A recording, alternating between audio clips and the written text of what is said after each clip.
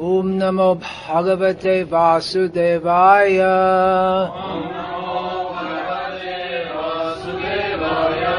Om Namo Bhagavate Vasudevaya.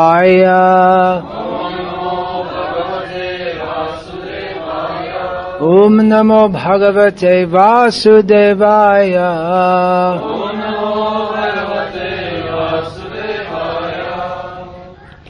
Srimad Bhagavad Gita as it is, translation and commentary by His Divine Grace Srila A.C. Bhaktivedanta Swami Prabhupada, Chapter 13, Text 22.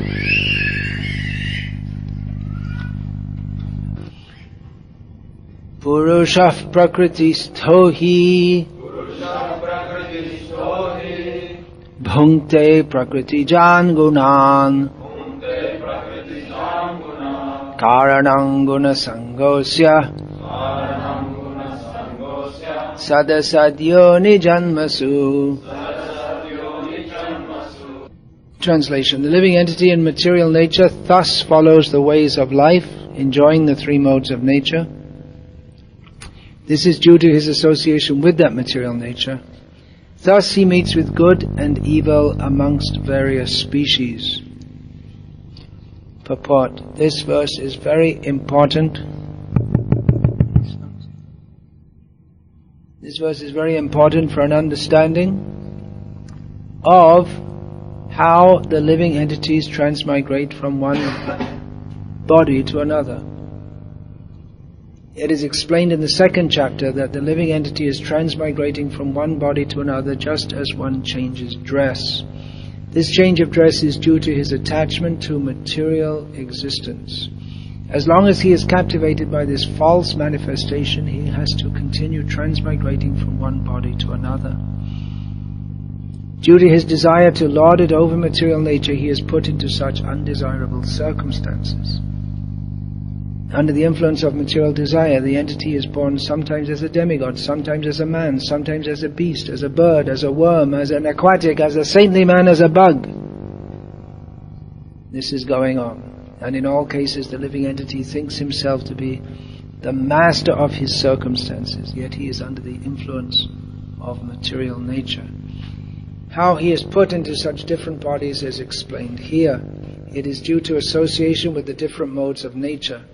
One has to rise, therefore, above the three material modes and become situated in the transcendental position. That is called Krishna consciousness.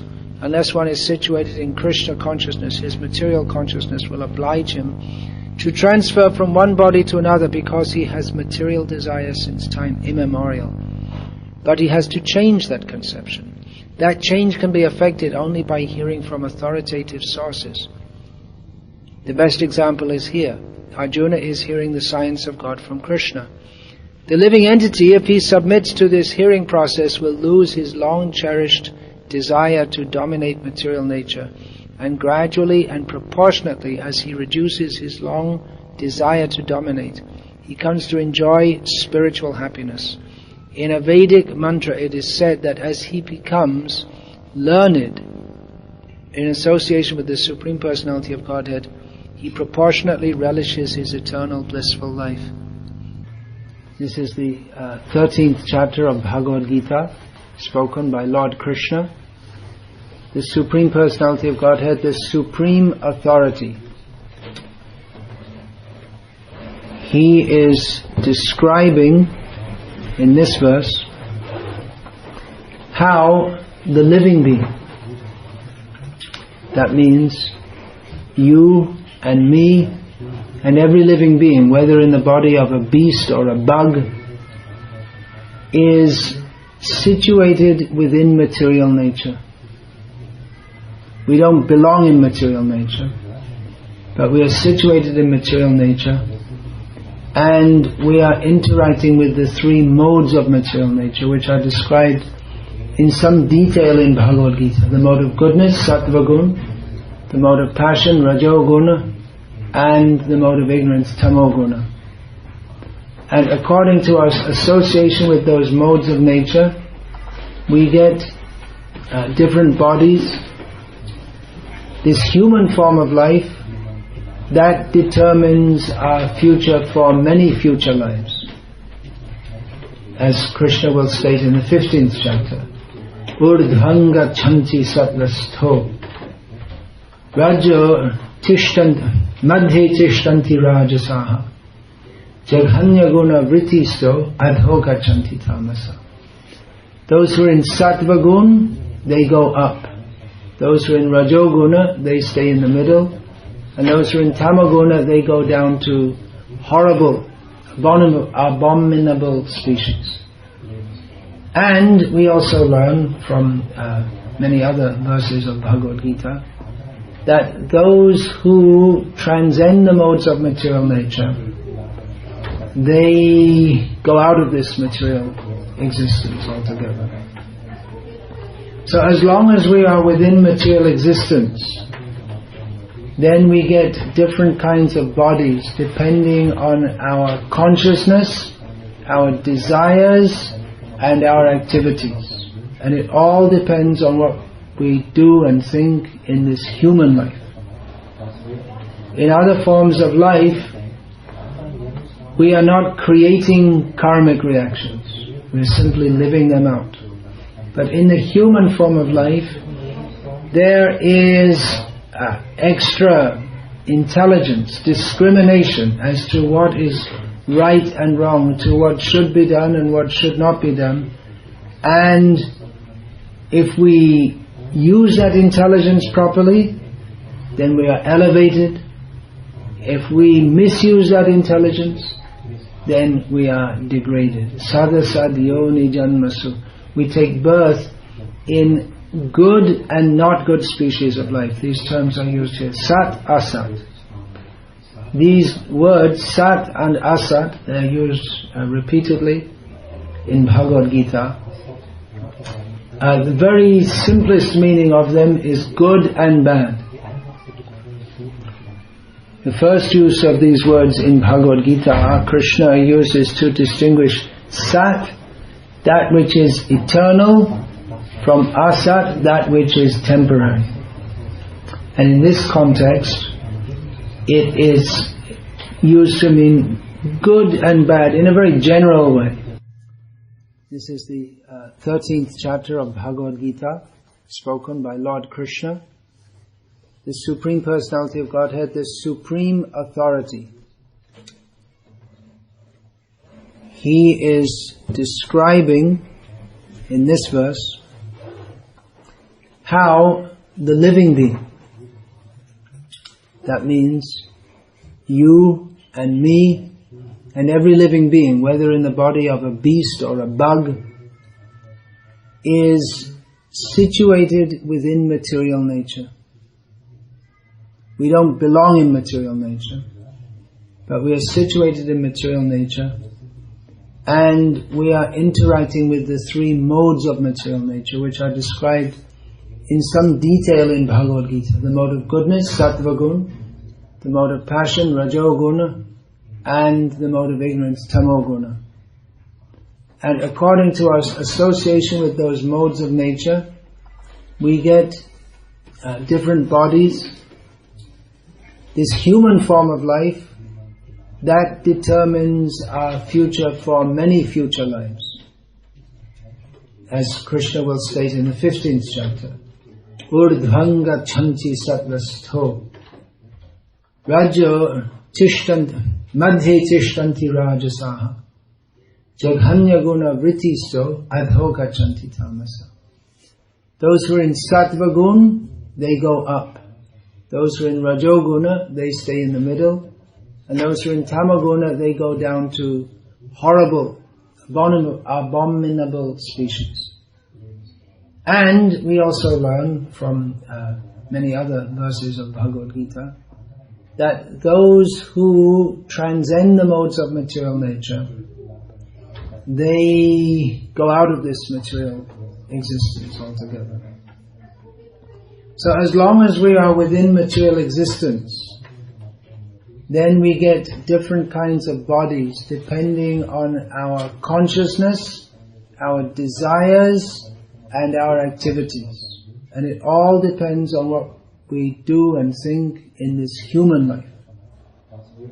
In other forms of life, we are not creating karmic reactions. We are simply living them out.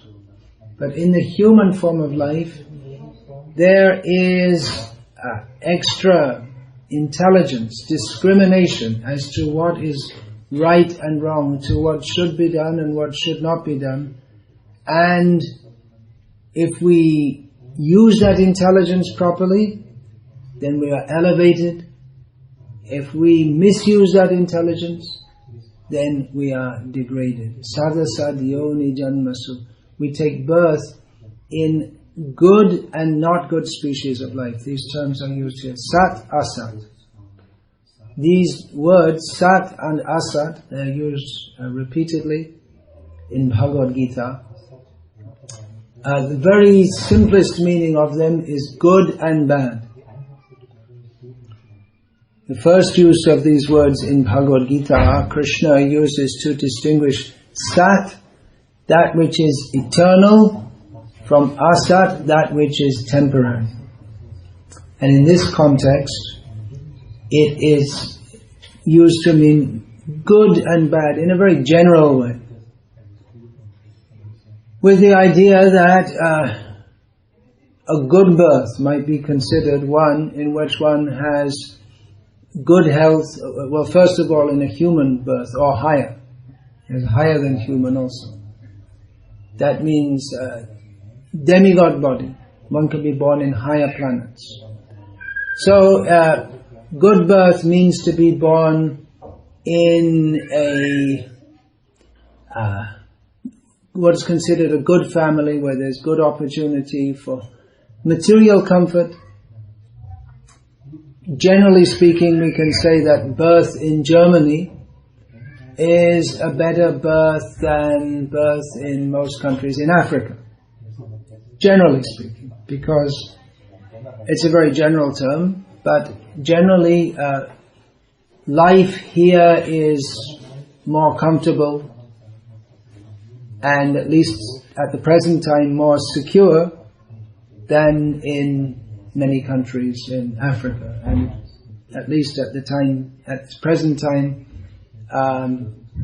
there's a good supply of food, which in many countries in Africa there may not be. So that's just some comparison how it may be considered a better birth. Now, we're not talking about any Aryan racialistic theories here, as were propagated in the 1930s and 1940s here in Germany, but just some facts of the world, which is why people like to immigrate to Germany and not to Africa, generally speaking. We don't find there are queues of people in Germany lining up to emigrate to Sierra Leone or Liberia or some country in Africa. So there are gradations. So a better birth is one in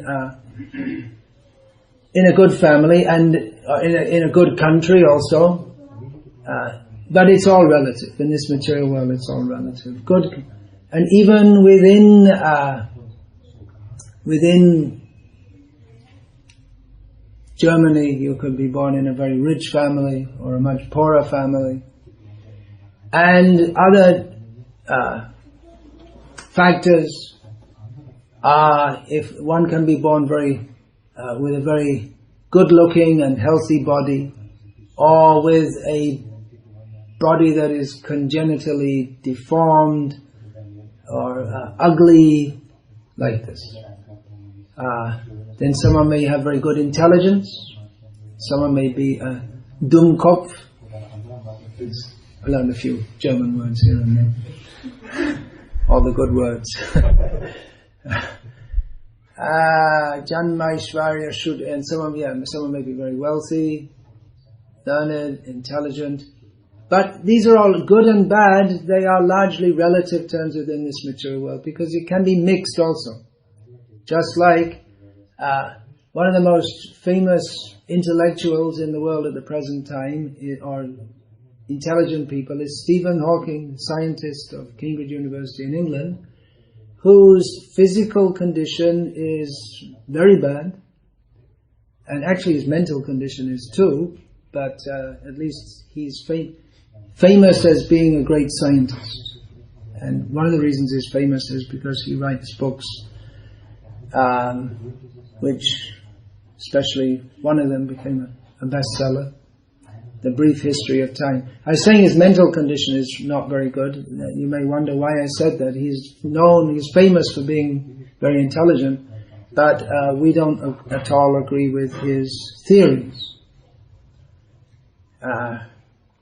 His rebuttal to the intelligent design concept is that, well, the very fact that we're here shows that we're here. It's called the anthropic principle. The very fact that intelligent design, they argue that there are all these constants, there are about 20 scientific constants, which have to be exactly correct down to the 1000th decimal point for the universe to exist as we see it exists, which means it's practically impossible by chance. That's the claim of intelligent design. But Stephen Hawking says, well, the fact that we're here shows that we're here. And anyway, it must have happened because we're here. So that's called science in the 21st century.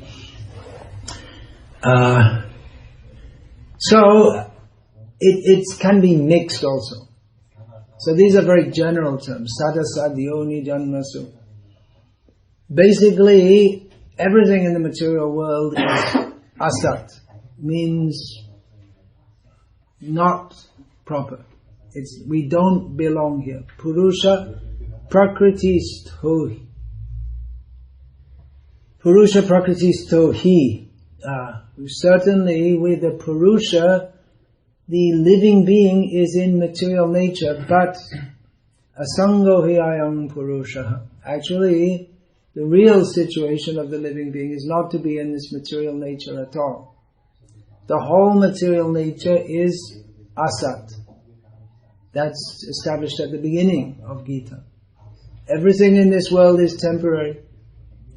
And there cannot be any real happiness or solace or shelter in a situation which is temporary. However nice it may seem to be, whatever is temporary cannot properly satisfy us.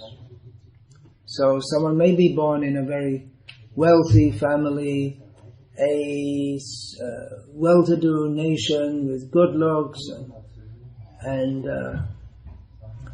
good intelligence and all these things, but this will come to an end. And not only will it come to an end, but even while in that situation, many people in that situation don't feel at all satisfied, as we see in Germany, for instance. I don't know exactly about Germany because I'm only visiting here, but I can imagine that many people are very discontent, and there's I know, for instance, in America that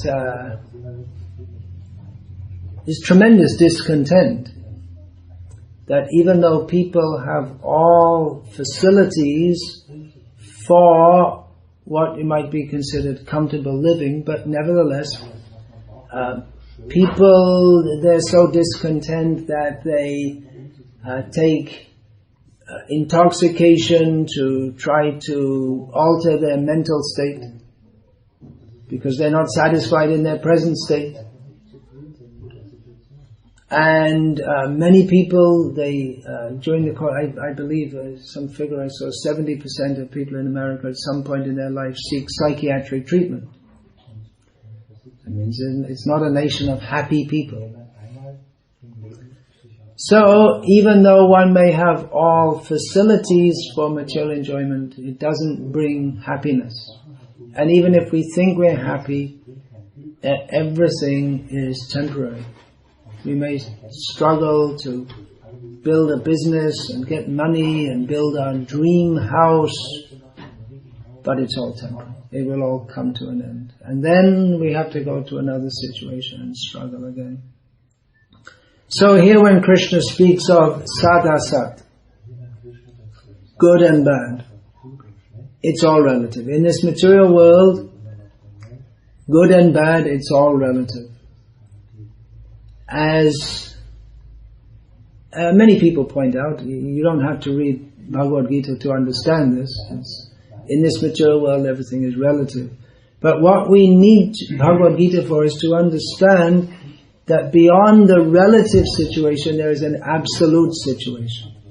There is a situation where everything is good always.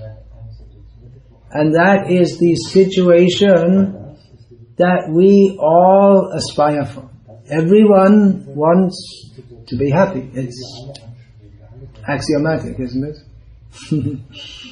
Everyone wants to be happy. Anyone not want to be happy? And if you say, I don't want to be happy, that means you're saying, I will be happy by not being happy. So you can't avoid it. I don't want to be happy. Someone come and kick me in the head. You'll be happy if I kick you in the head? I want you to kick me in the head.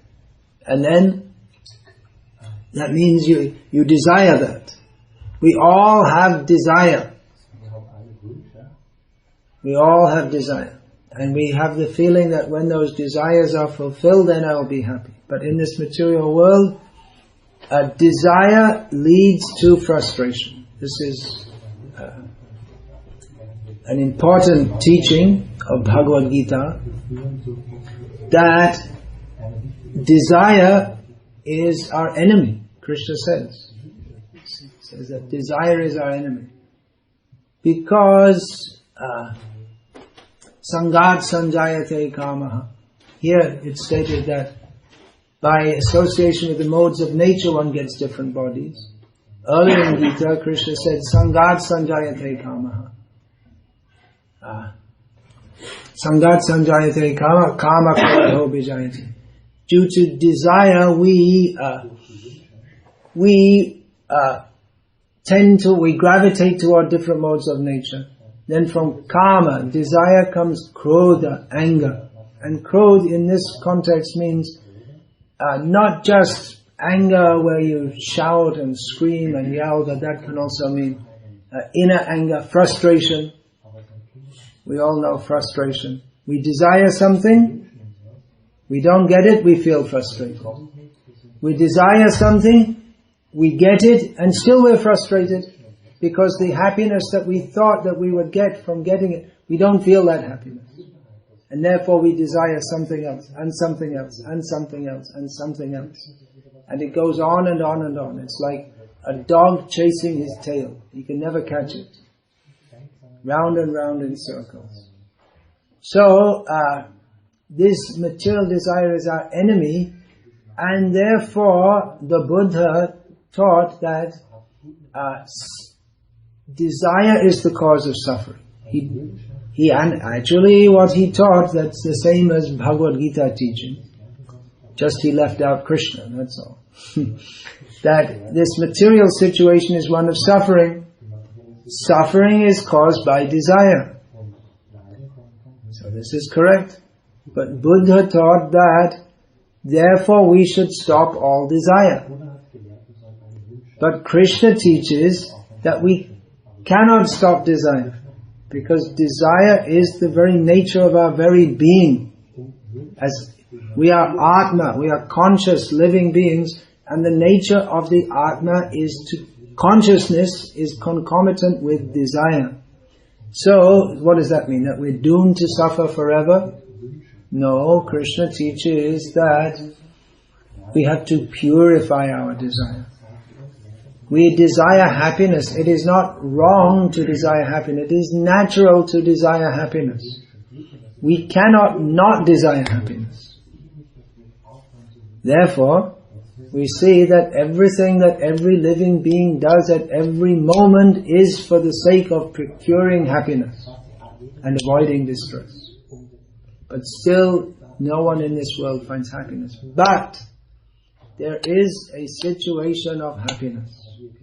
That is the teaching of Bhagavad Gita. That we are eternal living beings, and we have a situation of happiness, but it's beyond this situation of getting one body after another, after another, after another, after another, coming to a situation where there is no rebirth, coming to a situation where our desire is in accord with the atmosphere in which we are in. Purusha Prakriti Stohi Prakriti what is that?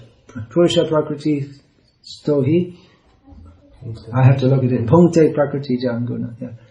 Because we're trying to enjoy this material nature born of three modes, therefore we have to suffer under the three modes. But when the Purusha, the living being, is in that nature which is in accord with his nature, then he's satisfied. This material nature, in this material world, everything is asat, achit, nirananda. It is temporary. It is devoid of actual knowledge of our constitutional position, and it is devoid of actual happiness. So we are, as Atma, we belong in the Satchit Ananda situation. We desire full happiness, full knowledge, full bliss. But the very nature of this material world is there is a little shadow of happiness.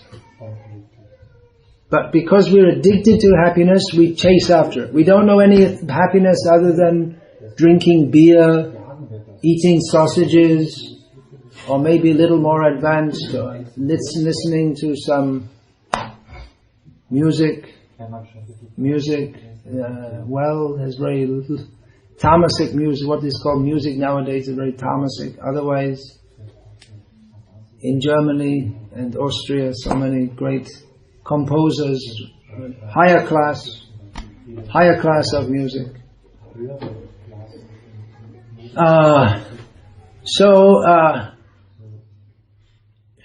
There's a little happiness there, but it's just very, very little. But it's not pure happiness or real happiness. So this is the situation in the material world where there's Sat, Chit, Ananda. It's not Sat, it's not Chit, it's not Ananda. It's Asat, Achit, Nirananda. But there's a little feeling of Sat, Chit, Ananda. Just like we are not in an eternal position. It's obvious, isn't it? Should be obvious. We all have to die. But we feel as if we will live. Do you need German translation? Who just came? Oh, no, I'm English. Yeah, okay. You're English. Okay. So by the power of Maya, illusion, we feel as if we're eternal. We don't think, I'm going to die. We have the feeling that, yes, life will go on, this is my house, I live here. We feel, by Maya, illusion, we feel as if I am eternal, but it's illusory. And we think we know what's going on. Everyone has a way of thinking. What's that called in German? Weltanschauung, something like that. Yeah. So a world view. But not that everyone's a big philosopher, but even if we don't have a philosophy, if you ask someone, well, why are you going to work? Well, I have to work hard to get money and look after my family and enjoy life. So it's not that everyone formulates a Weltanschauung, excuse me for not pronouncing it properly, but everyone has one. Because as humans, we do have consciousness more developed than animals. Animals, they don't have any worldview, but the human has. And we need something to justify our existence. By our worldview, we solidify our Maya of thinking, I am this body. I'm German. I live in Leipzig. And I do this work, and this is me. We put around us a set of postulates. In Sanskrit that's called upadhi. we give ourselves some designations by which we consider ourselves to be this, and we consider ourselves to be the mind. So there's a feeling like we know what is going on. And there is a feeling of happiness. It's not really happiness, but we feel some happiness. When we drink coffee, there's a little sensation and then a little ding, and we feel, that's good, that's better. So there is we don't drink coffee, I'm just giving it as an example. So there is a feeling of Satchidananda, but it is just a perverse reflection of actual eternity, actual existence and knowledge, and actual happiness. But because it's not full and complete, and because it's temporary, therefore we suffer. Even if we have a very good situation. Actually, even birth in Germany is not a very good situation. Birth in the higher planets. There are higher planets. We can get born and live a very long life with very healthy bodies. But even there's anxiety, and it's temporary. So, Krishna teaches us that desire is our enemy, material desire, but it's not that we should stop desiring, we should purify our desire. Purify our desire means to change our consciousness. In this material world, our consciousness is that of wanting to enjoy material nature. These words are used here. Purusha, Prakriti. Purusha means, in this context, Purusha means the living being, the enjoyer.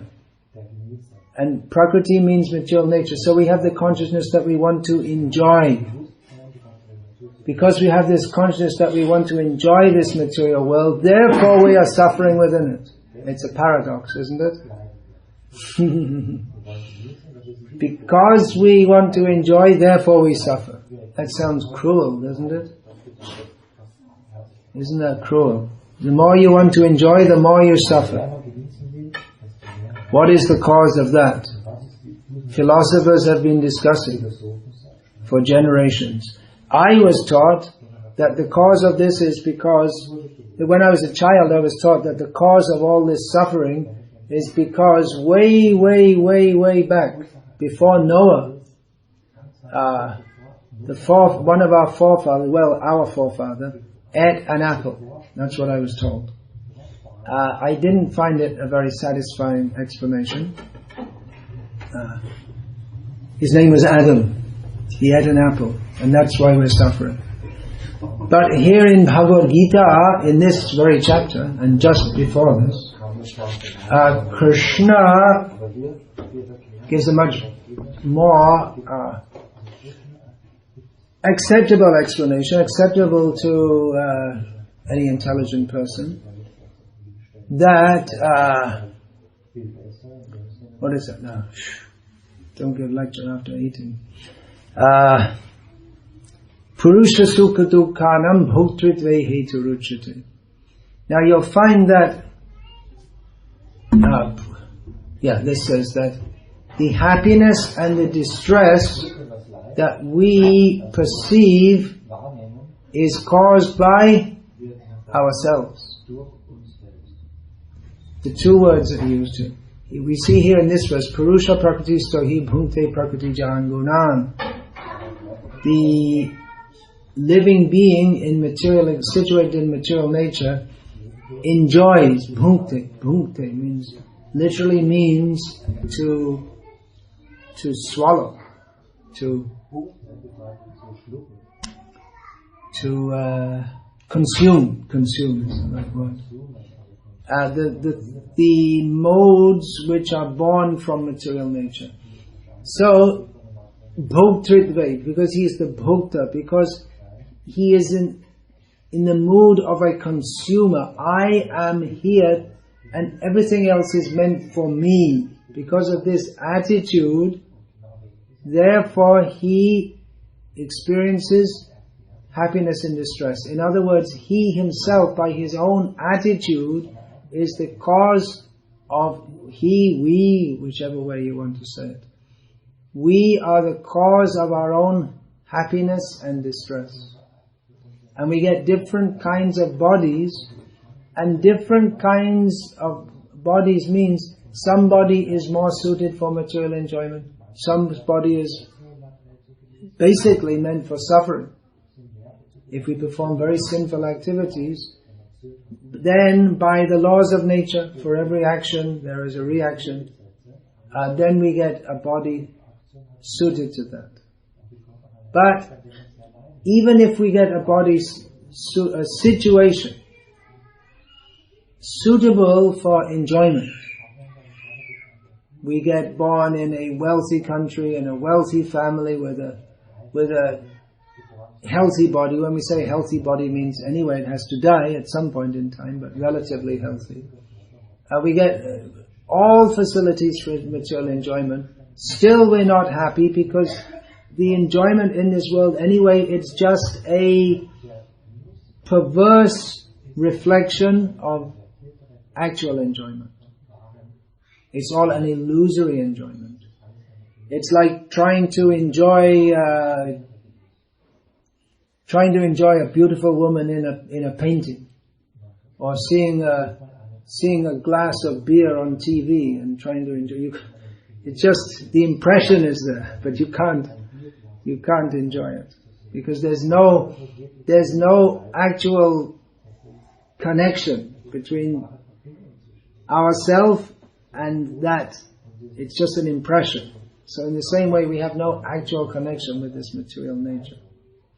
So purified consciousness, by which we can, when we come to purified consciousness, then we can come to the actual situation of Satchidananda. We can get free from birth and death. Why do we take birth after birth after birth? Why? Because we're attached to enjoying this world. We want to. We enjoy this world, and so we take body after body to enjoy it. Even if we take the body of, say, a worm, it means we have some kind of desire to enjoy in that situation.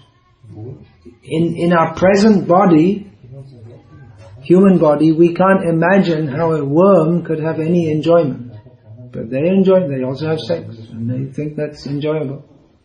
And they also eat, and they think that's very enjoyable. So, because of these desires to enjoy this world, we get born again and again. We have to purify our consciousness from the consciousness of wanting to be an enjoyer to understand what is our constitutional position. And this Krishna teaches here in Bhagavad Gita. Arjuna wanted to enjoy this world, living peacefully with his relatives. And Krishna told him, no, you got it wrong. You got the wrong formula there, Arjuna. So, Krishna gives us that knowledge of our actual situation, by understanding which we can get freed from the desire to enjoy this world, that very desire which we find desirable, we find relishable. Krishna, he explains that desire is our enemy, because it causes us to be born again and again and again. But what is that purified desire by which we get freed from birth and death? And we can go to spiritual existence. Spiritual existence means Satchidananda, where there's no birth, no death, there's eternity, where there's full and complete happiness. And there's complete knowledge of who we are and what we're supposed to do. So what is that knowledge? Well, that knowledge is given here in Bhagavad Gita. And if we explain it philosophically, it's quite acceptable on a philosophical level. When we come to the details, then it may be difficult to accept. On the philosophical level, there is a supreme being. Not exactly the God who we're told about if we're raised in a Christian family. Not exactly that idea of a jealous God who throws everyone in hell.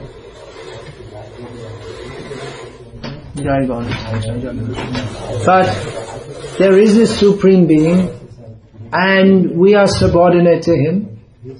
And if we dovetail our desire with his, then we become situated in his service. Then we become free from contaminated desires. We are constitutionally very tiny living beings. We are not independent. We are dependent. Means we are controlled. We cannot, this cycle of birth and death, we cannot escape by our own endeavor. That means we're under a higher control. So if we submit to the higher controller, then we become situated in a happy position. We become free from birth and death. That is pure desire. When we stop trying to exploit this material nature, which means inflicting suffering on others, then we can become released from it. But that desire, instead of desiring to enjoy this material world, we simply desire to serve Krishna, who is the supreme being. Then who is Krishna? Then we go beyond philosophy. Then that may be more difficult to understand, because this is beyond understanding. Krishna is a cowherd boy. Why should he be a cowherd boy? Why should God be a cowherd boy? The answer is he likes to be. He plays a flute. He has gopis, cowherd girlfriends. He likes to eat butter. This is Krishna. The Supreme is the Supreme Person. And he has his Supreme Personality. He does certain things. Why does he? Because he likes to do. Everyone has their own likes and dislikes. So Krishna, he likes cows. In the Western world, people, they like dogs more. We saw. As opposite is, what is that? Hund salon. They have hairdressers for dogs. Hunde salon. They give much importance to dogs, but Krishna gives much importance to cows. Krishna likes cows. Krishna likes to play his flute. Why should he be? He likes to dress in a yellow dhoti. Why? He likes. He is God. He does as he likes. He is the center. He is the one independent controller who can do as he likes. We are not in that situation.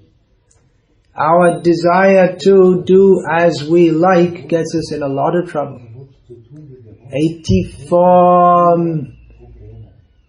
lakhs, 8,400,000 kinds of trouble. We get it. 8,400,000 kinds of trouble. And within each kind of trouble, there's a whole matrix of problems. So, problem from beginning to end. But with Krishna, there's no problem.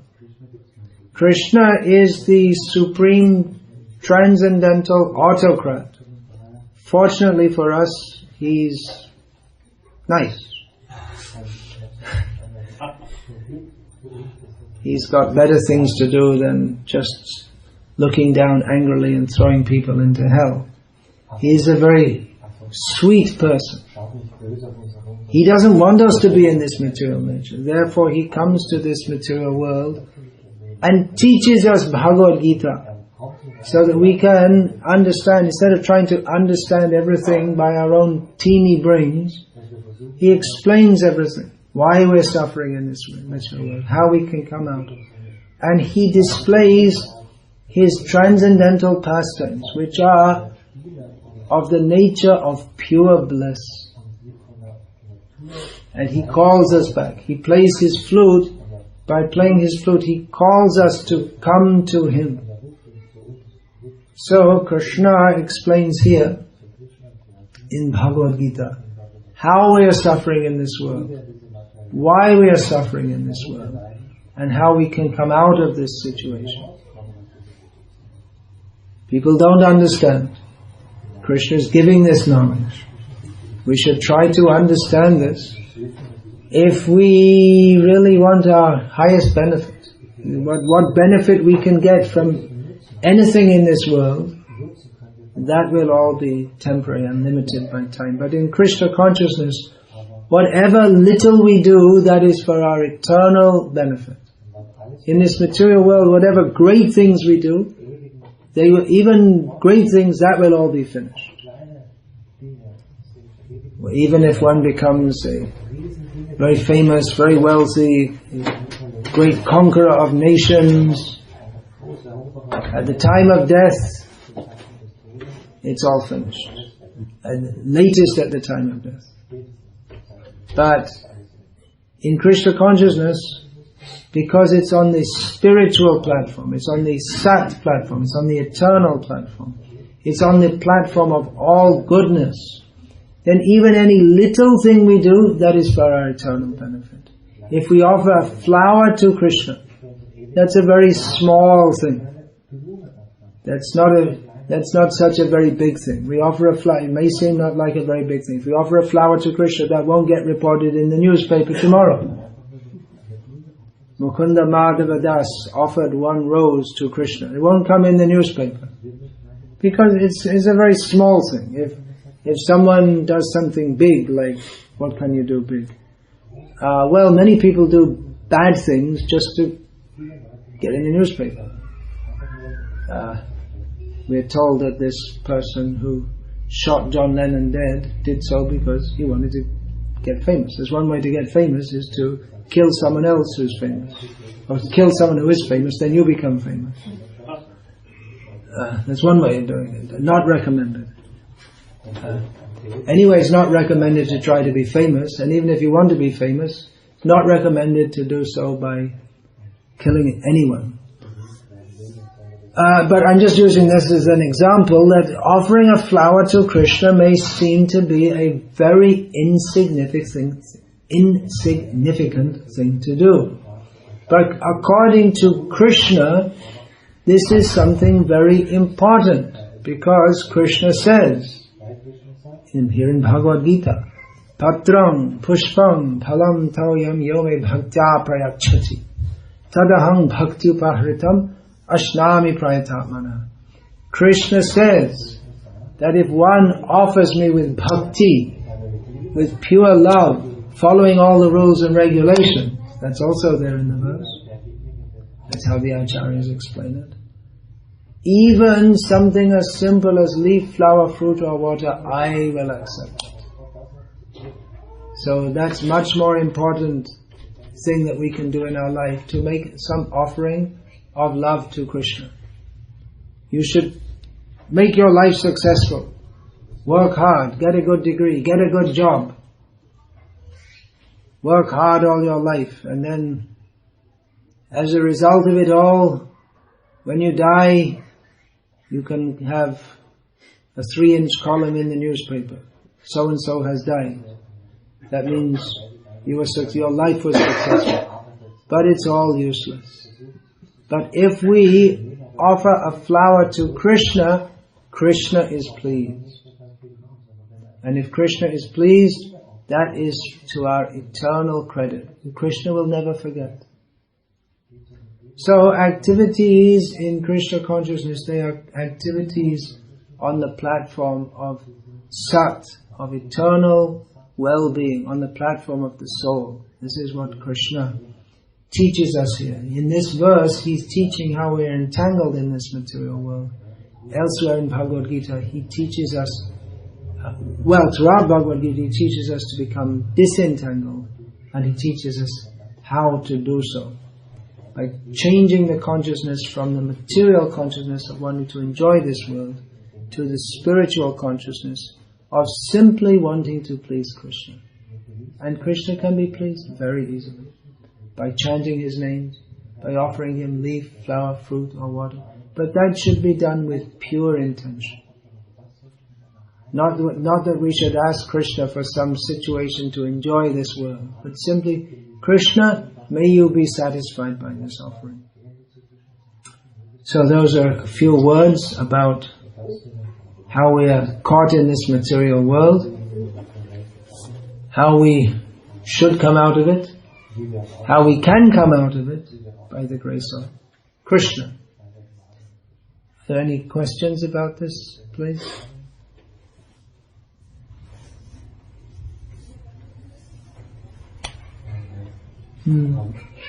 Get the books, all varieties, and the CD, DVD. How to learn the way of acting, as it said, there's good and bad action, and how to, because sometimes life is complex, it's difficult to determine how to do everything properly. Very appropriate question. How can we learn what to do, what is proper and what is not? Because life is very complex. Yeah, well, that's a very appropriate question. And that, on the basis of that question, the whole Bhagavad Gita unfolded. Because Arjuna was convinced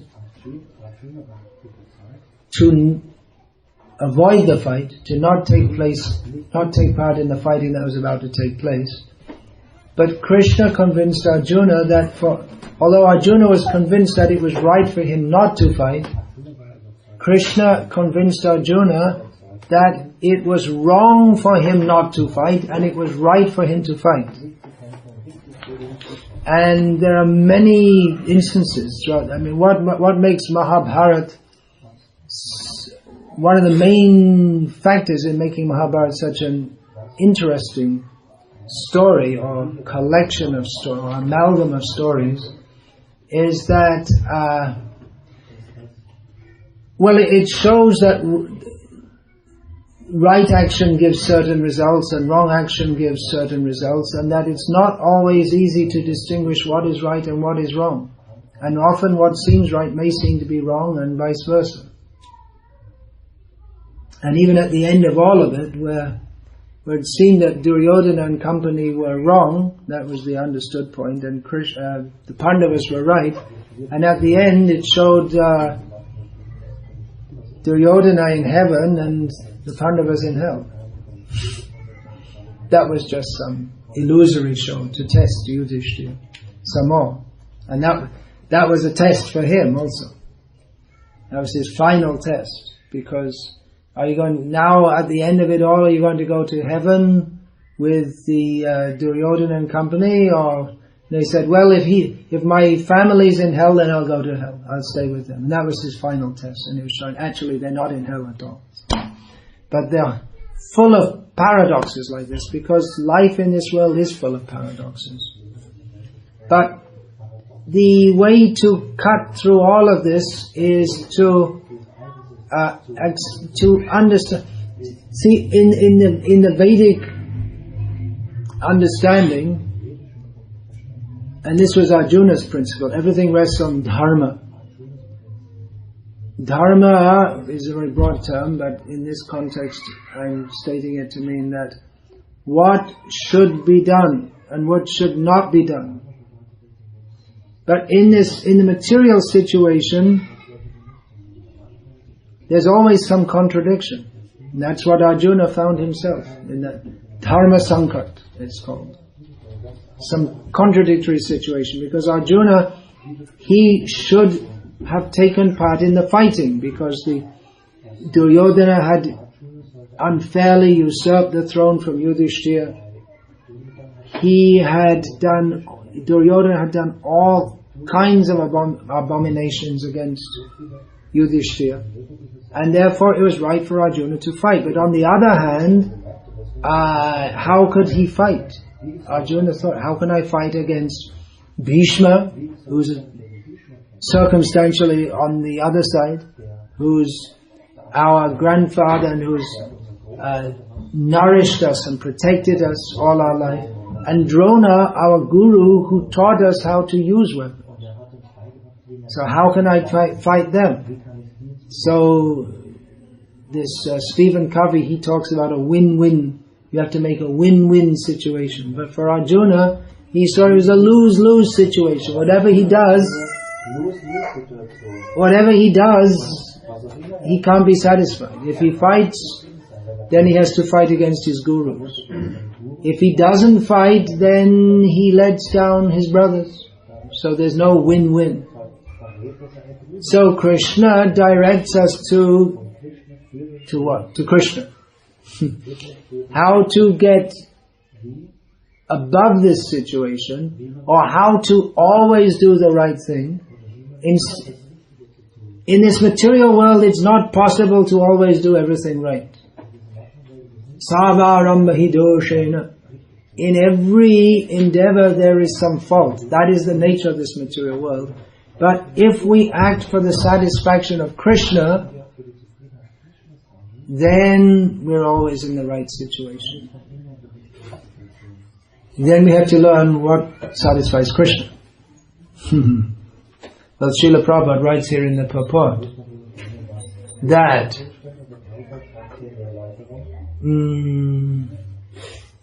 unless one is situated in Krishna consciousness, his material consciousness will oblige him to transfer from one body to another because he has material desire since time immemorial. But he has to change that conception. That change can be effected only by hearing from authoritative sources. So we have to learn from authorities. Then who are authoritative sources? The best example is here, Arjuna is hearing the science of God from Krishna. So we have to hear from Krishna and from representatives of Krishna who can teach us what to do. And it's often not easy. Just like for Arjuna, it wasn't easy. To come out of material consciousness, it's not going to be very easy. And even to remain in Krishna in material consciousness means is not easy. To come out of it is not easy.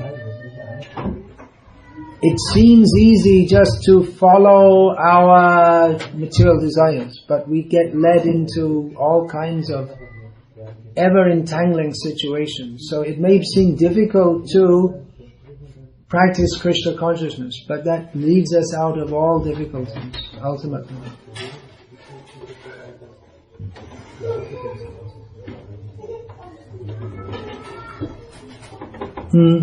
Yeah. So, Hare Krishna. Anything else?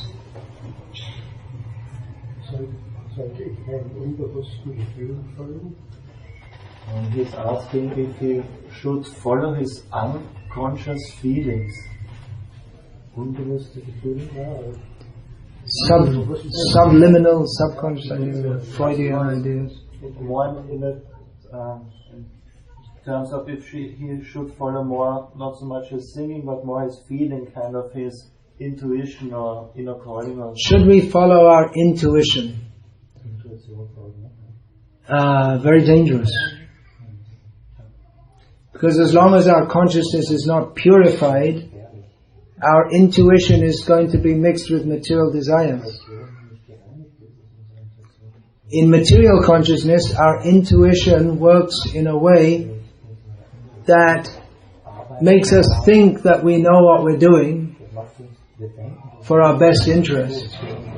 But here we are recommended to be trained to learn what is our own real self-interest. As long as we don't clearly understand that I am an eternal spiritual being, an eternal servant of Krishna, then our intuition will guide us in ways that intuition which is sparked by Maya, the illusory energy of Krishna, will guide us in the wrong way, even though we may think it's the right way. But that's Maya, that's illusion.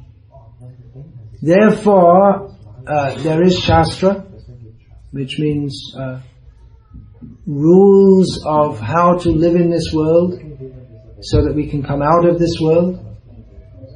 which gives us knowledge of who we are and how we should act.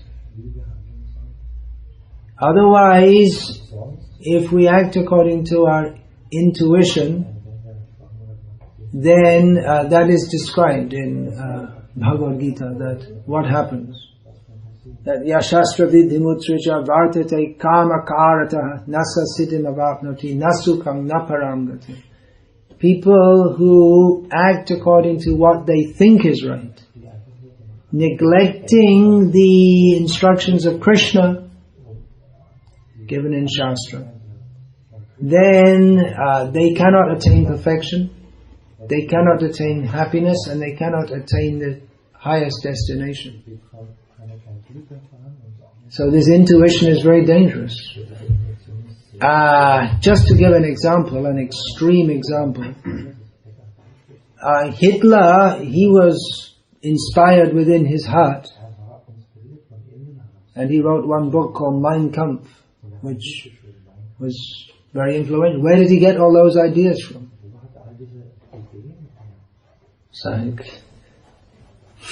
Now, you may say, well, I'm not bad like that. But, yeah, he was an exceptionally bad person. But we're also not completely pure. So our desires may mislead us. That's why it's better to hear from and associate with saintly persons, people of purified, of completely purified consciousness. Otherwise our mind may mislead us. So we have to be very careful of intuition. This subliminal desires, this was all, Freud and Jung, they made much investigation into this, or speculation about it.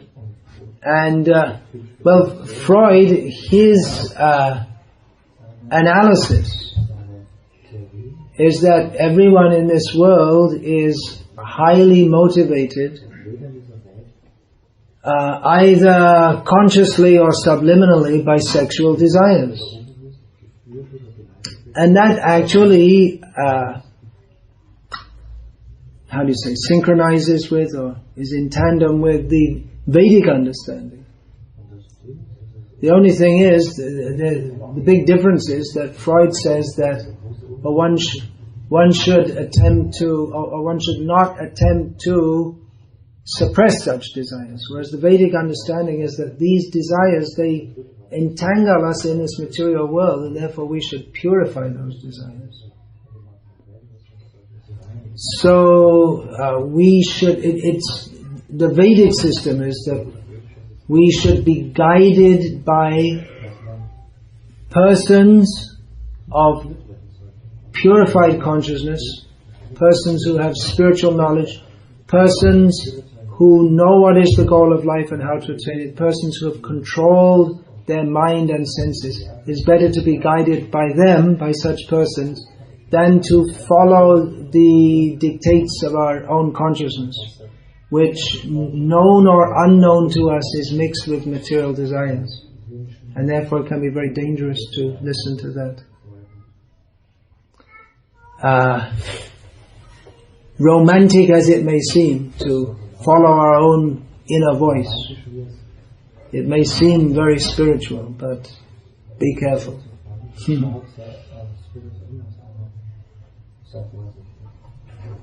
The Vedic process, it all hinges on finding the right guidance. As the saying goes, someone who makes himself his own guru has a fool as a disciple.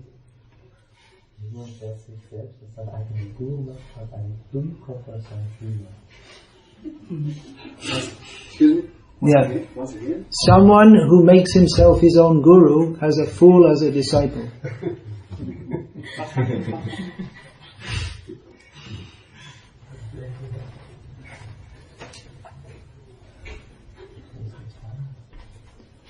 One can actually become a disciple when he admits to himself that I am a fool, then he can go to get a guru. But who wants to admit they're a fool? But unless we admit that we're a fool, then we can't begin to progress. We can't begin to get actual knowledge, because a fool means someone who's in ignorance, and guru means one who teaches. So we have to admit that we're in ignorance, and then we can approach a guru. But if we think, well, I already know a lot, so then we can't be guided, we can't be helped. Just like, for instance, it's very difficult to treat someone with a psychiatric disorder unless they first of all admit that they have a problem.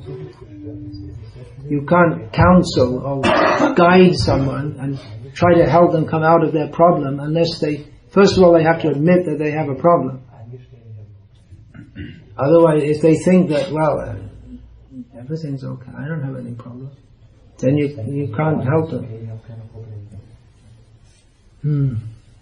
Yeah. There was a question, so he wants to know where this intuition is coming from. Yes, where does intuition come from? That Krishna, actually this 13th chapter of Bhagavad Gita, in this 13th chapter in particular, there is discussion of Paramatma. Atma means the soul. You, me, every living being. We are all Atma. And Paramatma means the Supreme Being, especially that form of the Supreme Being who accompanies every living being.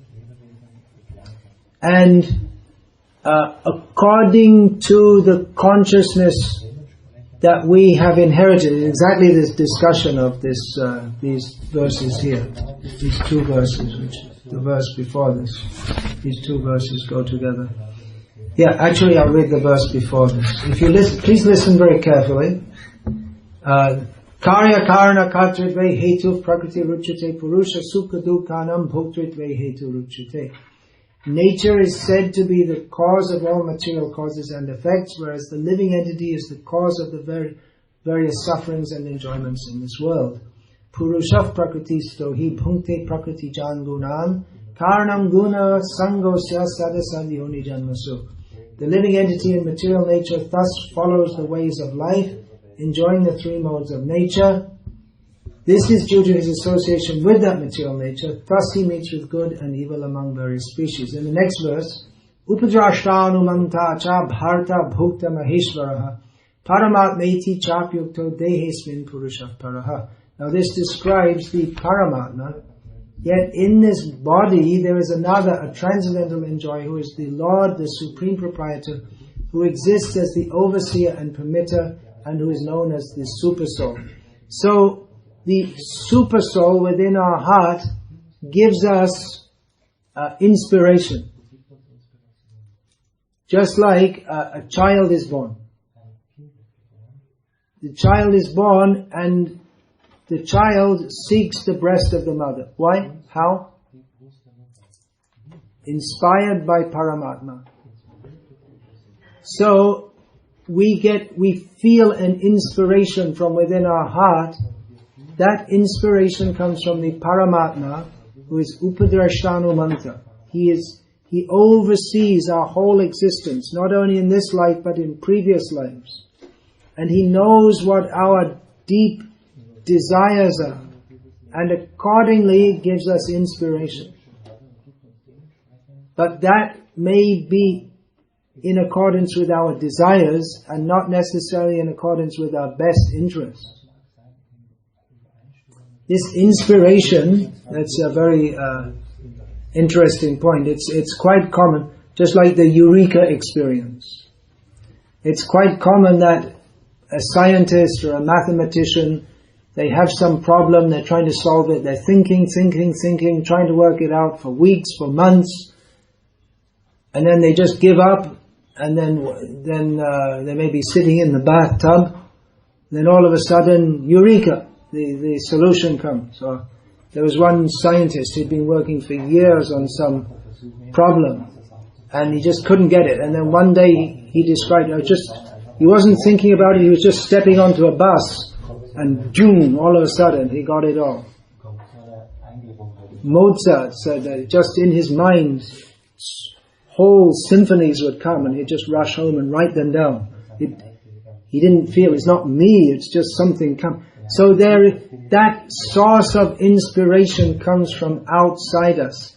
That is Paramatma, that is God. It's coming from God. But it doesn't necessarily mean that it's completely pure because it's coming from God, because He gives us inspiration according to our desire. So, even though we recognize it's coming from a higher source and therefore we rate it very highly, but unless we consciously submit our desire to Him, He will continue to inspire us in the way that we want to be inspired, which is not necessarily in our own real best interests. So we have to consciously submit our desires to Him. Then we will get truly spiritual inspiration, which we see, for instance, in the poems and songs of great devotees who they pray to Krishna with such beautiful prayers of glorification. So Krishna inspires, for that inspiration is pure inspiration. Any other kind of inspiration we have to be very careful of.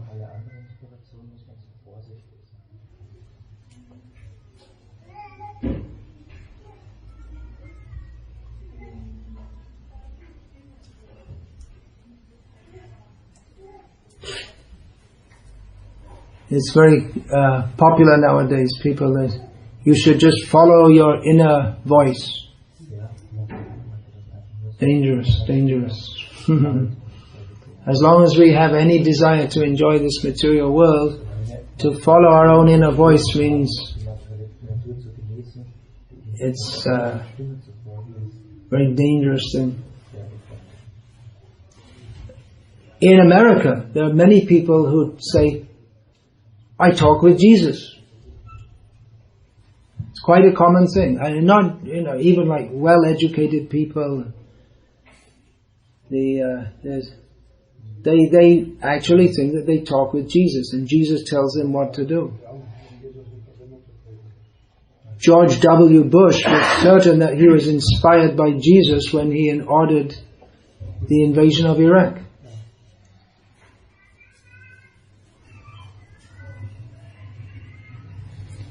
So be careful. There are many people who think, especially in America, the American Christian right wing, they think, well, we have to bomb all these people. Jesus wants us to do it. They're quite convinced. And they're very serious about it. It's very dangerous.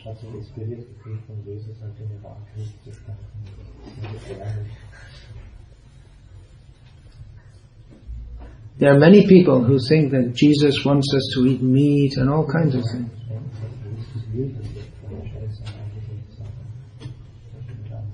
They haven't very seriously studied the nature of who is God and what He wants of us. They just accept some belief and then they go along with it. And one set of people accept one belief and another set of people accept another belief, and they're fighting with each other. And they both believe they're inspired by God. They're both sure they're inspired by God. Kill the Pope. Why do you say that? God inspired me. Kill the Protestants. Why do you say that? God inspired me. Both think. Both sides think. I'll kill the Pope, that's out of date nowadays. But it used to be. Europe was, how many people died in Europe? Pro-Pope and anti-Pope fights. And both sides thought, well, it's what God wants. It's a forgotten enmity now. But it was a major factor in European history. Hundreds of thousands of people died on this non-issue. They all thought they were inspired. The voice from within is telling me. So be careful of the voice within. And be careful to get proper guidance also. That was the central to the Catholic versus Protestant enmity, was that one said one should follow the authority of the Pope, and another said forget it. Just read the book and you have your direct connection to Jesus. That's like we have the Ritvik movement nowadays. It's very similar. Just read the book and you have your direct connection with Prabhupada. So the Catholics, they say we have to have the authority, but then we see the authority was maybe not so authoritative in giving us proper guidance. So we have to we need guidance. That's the point. We need guidance. We just can't, just by our feelings, try and understand God. But we have to be very careful to take proper guidance.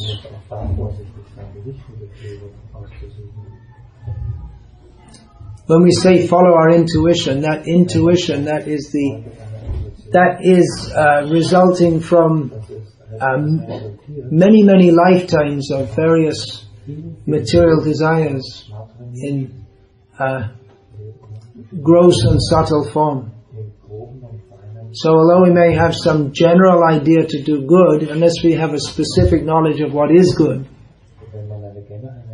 then we're not going to get clear guidance. And another thing, intuition based on, without having clear knowledge, it's going to be problematic.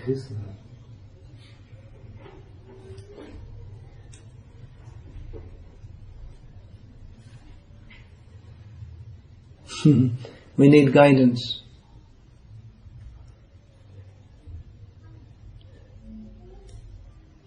You don't know how to cook bread.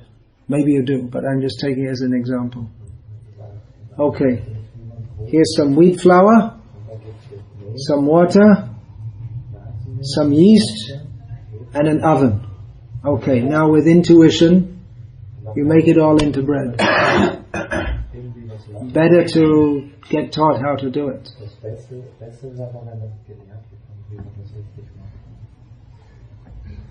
If you don't know, you may have some general idea. You mix wheat flour with water, but then you might think, well, the wheat flour is quite costly compared to water, so why don't we put just 10% wheat flour, 90% water?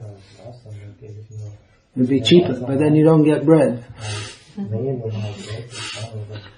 There are specific things you have to do to get the right results. So similarly in spiritual life, there's this idea that spiritual life is all very vague and individualistic, but it's true that we are all individual spiritual living beings, but at the same time there are certain formulae that if we follow them, we'll get the right result, and if we don't follow, we won't get the right result.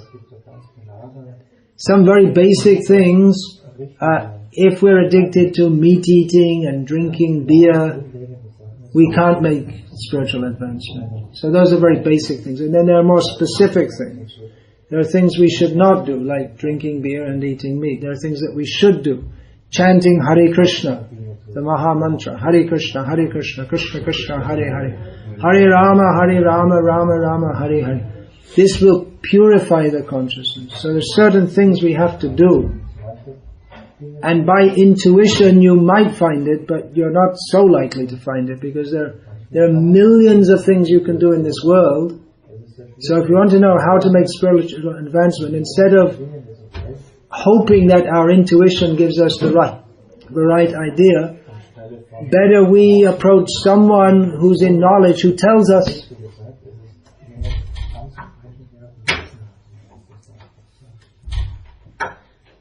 If you don't know how to make bread, you only have a vague idea, better have someone show you who knows how to do it.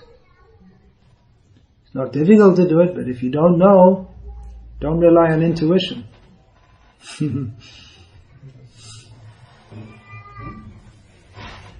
Much better, you just say, well, I don't know, could you show me? And then you show it, and you can do it.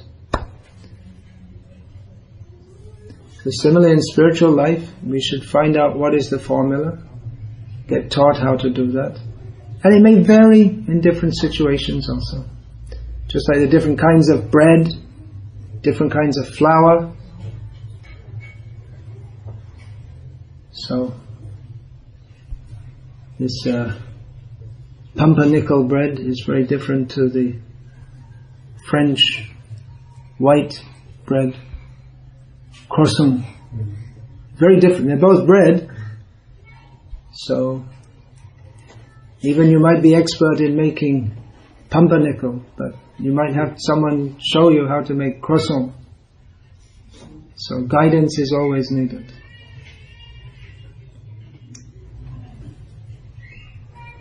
There's one very good essay you can read in that book, In the Science of Self-Realization. There's that book. Do you have copies of that here? Yes. Yeah, there's a whole section on the necessity of accepting a spiritual master. So I would recommend reading that.